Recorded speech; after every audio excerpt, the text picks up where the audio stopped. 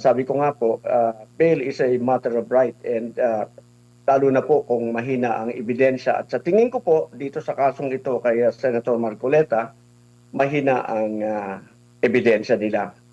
Mahina ang kaso. Naisampa na po ang kaso. Otomatiko ba ito once na galing po sa ombudsman at maihahain na sa Sandigan Bayan ay agad na maglalabas na anytime soon ng warrant of arrest, or pwede pa ito maharang o ma-question ng kampo ni Marcoleta?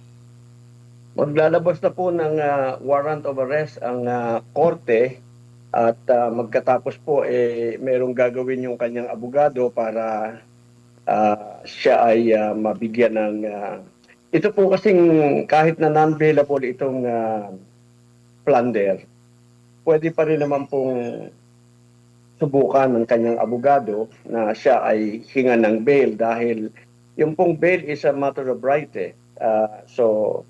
at yan po ay nadi-deny lamang when pagka in the case of a capital offense at saka the evidence of guilt is strong. Dito po sa usapang when the evidence of guilt is strong, doon po sila kakatig dito sa paghingi ng bail sa kasong ito. Kahit po sinasabi sa batas na it is non-bailable, pero sabi ko nga po, bail is a matter of right and lalo na po kung mahina ang ebidensya. At sa tingin ko po, dito sa kasong ito kay Senator Marcoleta, mahina ang ebidensya nila. Mahina ang kaso. Opo. Pagpalagay po natin, sir, sakali man po na umusad talaga at maglabas po ng warrant of arrest, mga ilang buwan o aabot ba nito ng taon bago po ang pagresolba? Kasi alam natin ang darating na po sa darating na po na Lunes ang pag-uumpisa ng impeachment trial. Marami talaga ang manghihinayang considering isa si Senador Marcoleta sa mga maraming bumibilib sa estilo ng kanyang pag-iimbestiga, pagtatanong, lalo na sa mga usaping legal attorney. Totoong na magiging kawalan yan sa ating lahat. Kasi yung diskusyon sa impeachment trial, part ng natin yan nagiging part ng ating jurisprudence, nagiging part ng ating kaalaman na dapat sana ay maging benepisyo ng mga darating na Pilipino na itong bagay na ito ay makapagpayaman sa ating pag-iisip, sa ating mga galaw. Kaya lang po, maaari nga na dahil sa kanilang pangamba, si Senator Marcoleta magaling na abogado at magaling mga tuwiran, gusto nilang kumbaga busalan na agad ang kanyang bibig. Maaari pong magtagal, maaari pong hindi magtagal dahil ito naman po ay kailangan bigyan ng prioridad ng ating hukuman dahil si Senator Marcoleta ay hindi po isang ordinaryong taong akusado. Siya po ay isang senador at sa ngayon po ay may mahalagang katungkulang ginagampanan ng Senado. Ito po ay first impression, ngayon lamang po ito nangyari at maaaring ma-enrich ang ating jurisprudence dito sa pangyayaring ito. Maaari pong bilisan nila ang kanilang pagdinig at sila ay magdesisyon agad whether or not to grant him temporary liberty even during the hearing of the impeachment trial lamang. Opo, marami sa ating mga mapanuring mga kababayan talagang iginigiit na merong selective justice lalo na sa mga pangyayaring ito, pero tinatanggi ito ng gobyerno. Pero ang napansin nila, yung bakit nila nabanggit na merong selective justice? Kasi yung sinasabing hinog na noong paglipat ng ibang partido o ibang faction, biglang naging hilaw yung kaso, no? Pero itong hindi hinog, kumbaga hinog sa pilit kasi kinalboro, yun ang talagang umusad po. Ito po sa issue po ni Senador Marcoleta kumpara doon kay Senador Joel Villanueva na naalala ko noon ay talagang ipinagmalaki pa ng ombudsman within 2 weeks. Pero last May pa yun nabanggit. Pero ngayon biglang galing sa pagkahinog, parang nawala pagkahinog, attorney. Kumbaga sa bomba nagmintis. Ganito yun maliwanag na maliwanag yung selective justice. Hindi maikakaila yon dahil kung ikukumpara mo, ako ihahambing ko yung kaso ni Senator Marcoleta sa kaso ni Senator Jude Escudero. Yung kay Senator Jude Escudero Cheese. at yung sa kanya parehas merong donation, campaign donation. Cheese Escudero Yung po. nag-donate kay Senator Jude Escudero, Attorney, kontratista. sino pong Jude? Ang tawag ko kasi kay Cheese, Jude kasi Jude ayaw na. daw niya ng Judas. Di sabi ko, hey Jude. Hey, Jude. Okay po, tuloy po. Tuloy, attorney.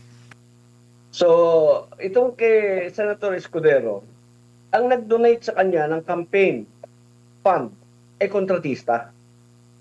Okay? Itong nag-donate, assuming this is true, assuming hindi ko ina-assume na it is true. I am not assuming na meron talagang 30 million na ibinigay si ex-Congressman Mike Defensor.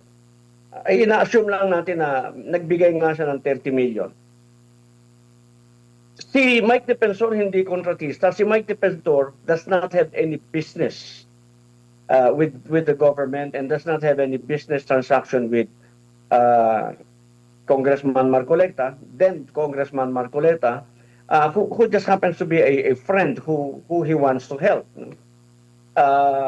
Itong dalawang ito, maiko-contrast mo. Inuna nila yung kay Senator Marcoleta, yung kay Senator Jude Escudero, nung lumipat, hindi na nila itinuloy. So kung selective justice ang pag-uusapan natin, maliwanag na merong selective justice dito sa pamahalaan na ito. Opo. And suma total, pag papakialaman na naman yung threshold para ma-convict ang isang impeachable official, ito talaga'y sukdulan na ba, attorney? Alam nyo yung threshold, wala akong pangamba doon, hindi nila pwedeng pakialaman yun Hindi sila isasalba ng Abilino versus Cuenco sa kanilang pangangatwiran dahil sa Abilino versus Cuenco, isa lang ang desisyon doon na napakalinaw. Doon sa main case at doon sa motion for reconsideration, yung selection ng Senate President is a political question, period. All the others are mere discussion, expression of opinion ng mga justices na kasama doon sa nag-usap, nagbotohan doon sa kaso na yon. But it did not form part of the decision of the court. Isa lang po ang decision doon. It is a political question na hindi nila pwedeng pakialaman. Ipinaliwanag lang po ng Korte Suprema doon sa Abilino versus Cuenco na ang quorum talaga is 13. No? Expression lamang ng isang justice, yung ikaw ay abroad and you cannot be reached. Yung isa ay may sakit, therefore hindi makakaboto, kaya binaba sa 22. But then again, that was not sustained by the court. Hindi yun na-sustain, hindi yun kasama sa naging parte ng desisyon ng Korte Suprema. No, those are, ang tawag namin doon, obiter. Hindi siya parte ng desisyon na nabanggit lamang. They mentioned in passing. But it does not hold water at all. So, hindi pwedeng galawin yung 24. Maliwanag po yan. Kahit na sabihin natin, kasi ang wording ng 1935 Constitution, ganito, at ang wording ay ng 1987, meron ng all. They both mean the same. Actually, when you read it and you examine it, they both mean the same. Yung all sa 1987 is actually a surplusage because hindi mo kailangan ilagay yung all. Kaya lamang, dun sa matter of style, sinabi nila, it's better to be clear. So, in-specify nila yung all. But there is no distinction between the provision of the 1935 Constitution and the 1987 Constitution.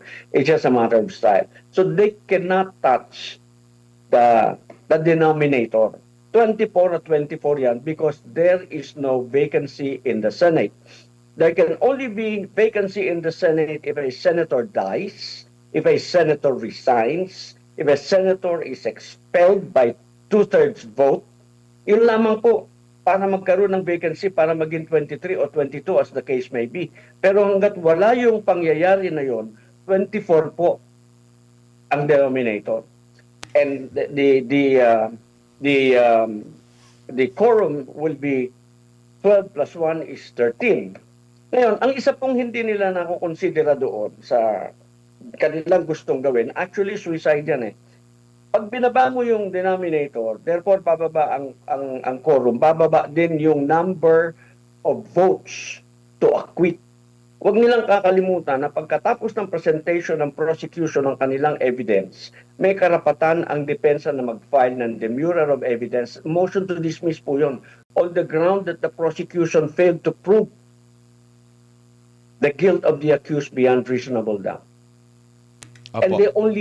they need less vote to acquit the accused. Yun. So, hindi po ako worried doon sa pagbaba ng denominator dahil hindi po sustain yun. Ngayon, kung ibababa nila, di sige, maganda rin po dahil then we have a ground to elevate the case to the Supreme Court, in which case that whatever decision they will come out with, hindi po yan magiging enforceable right away. We Opo. will wait for the decision of the Supreme Court for it to become final. Opo. Dito naman po sa posibilidad na umabot ng hanggang susunod na taon ang trial, sa tingin nyo, okay pa ba ito? Alam nyo po, baka malagay sa alanganin din yung paghimay natin sa budget for, tinatawag nila nga na election budget. Kasi mag-uumpisa na yan during last part ng taon for 2027 at sinasabi na ang impeachment lalagpas baka hanggang January, February ng 2027. Alam mo, itong lahat ng nangyayaring event ngayon is a very clear manifestation of their fear. Wala na silang ang focus na lamang nila is getting rid of the Vice President. They just want to eliminate the Vice President because pag si Vice President umabot sa 2028, siguradong sigurado. Ay nako, yung gagawin nila ngayon dito sa trial na to sa plunder, okay ako dito eh. Kasi yung gagawin nila dito, gagawin natin sa napakarami sa kanila. Dahil sila ang nagsimula nito, sila ang nag-set ng president na ganito. Pagdating ng turn nila, then we will apply the same to them. Kasi, plunder. Di sige, gusto nyo ng ganyang usapan, ganyang klaseng pag-maniobra ng plunder, di sige, mag-set kayo ng president. And then we will do the same when your turn comes. Mas marami kayo. Opo. Kaya okay ako dyan. Because si Senator Marcoleta hindi yan papasok sa plunder. Maniwala ka sa akin.